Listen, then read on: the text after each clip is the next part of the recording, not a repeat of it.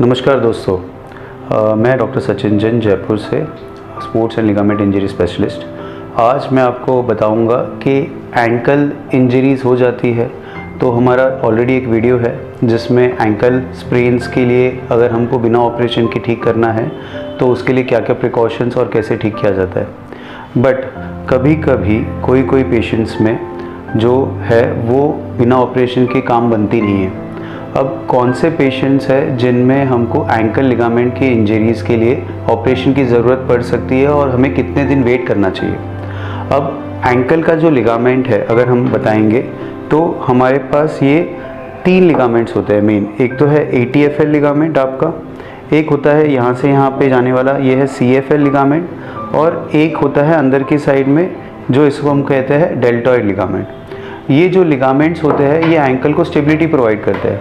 और एंकल का लिगामेंट जब पूरी तरह फट गया या फुल थिकनेस टेयर हो गया और ये लिगामेंट अंदर की तरफ नीचे गिर गए या फट के ये दोनों छोर जो है अलग हो गए हैं तो प्लास्टर भी लगा दिया आपने और उसके बाद भी आपका अगर पेन बरकरार रहता है या 3 महीने हो जाते हैं और आपका पेन जो है वो कंटिन्यूस रहता है तो ऐसे केसेस में हमको ऑपरेशन के बारे में सोचना पड़ता है। रिपीटेड इंस्टेबिलिटीज़ के आप चल रहे हैं, प्लास्टर लगा दिया आपने 3 हफ्ते, आपने एक्सरसाइज भी कर ली, 3 हफ्ते बाद 3 महीने बाद भी आपके एंकल में चलते वक्त थोड़ा भी छोटा गड्ढा आ जाए तो आपका ट्विस्ट हो जाता है एंकल, या आप सीढ़ी एक भी स्टेप छोड़ देते हो और आपका एंकल ट्विस्ट हो जाता है। तो ऐसे केसेस में भी हमको जो है ऑपरेशन के बारे में सोचना पड़ सकता है।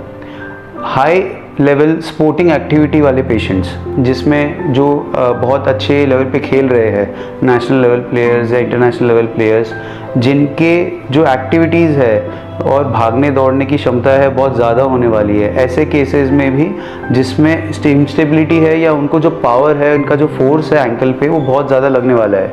तो ऐसे केसेस में भी हमको सर्जरी के बारे में सोचना पड़ता है। अब हम सर्जरी में क्या करते हैं, एक तो हम दूरबीन डाल के आपके एंकल को पूरा इवैल्यूएट करते हैं कि आपके जॉइंट सारे क्लीन है, साफ़ है, उसमें कोई भी डिफेक्ट नहीं है। अगर उसमें कोई डिफेक्ट है तो हम उसमें थोड़ा सा होल बना देते हैं, बट अगर कोई चीज़ उसके बाद में हम क्या करते हैं, एक छोटा सा मिनी ओपन इंसिजन लेते हैं और जो भी एंकल की लिगामेंट्स है उसको हम सूचर एंकर्स द्वारा या छोटे छोटे एंकर्स होते हैं उसको बोन के साथ में वापस से टाई करके उसको फिट कर देते हैं। ये आपका जो केसेस होते हैं ये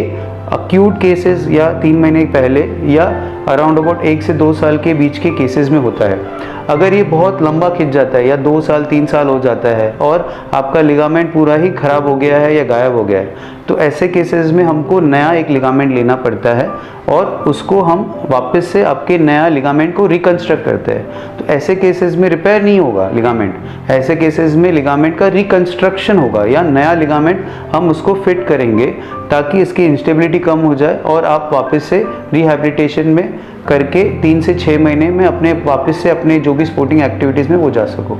तो आई होप आपको ये